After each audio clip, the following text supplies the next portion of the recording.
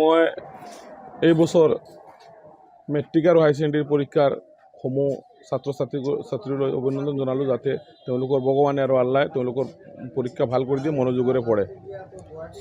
আমি চৌধুৰীবাজাৰ চামৰালী অঞ্চলৰ মানুহ অতি এটা সময়ত পিছপৰা আছিলোঁ, আৰু এতিয়া ইনশাআল্লাহ ভগৱানৰ কৃপাত আল্লাহৰ কৃপাত আমি সকলো ইয়াৰ ল'ৰা ছোৱালী পঢ়া শুনাত আগুৱাই আহিছে, ব্যৱসা বাণিজ্য ভাল হৈছে।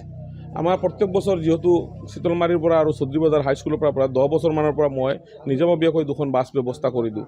এই বছৰো মই ব্যৱস্থা কৰি দিছোঁ এইটো কাৰণেই যে চিতলমাৰীৰ পৰা যেতিয়া 50-60জন ল'ৰা ছোৱালী যাব, 50-60জন গাৰ্জেন যাব লাগিব মুৰাদাৰ, আৰু আমাৰ দুখীয়া মানুহ 50-60জন মানুহ তাত ৰখি থাকিব লাগিব, 50-60খন গাড়ী ল'ব।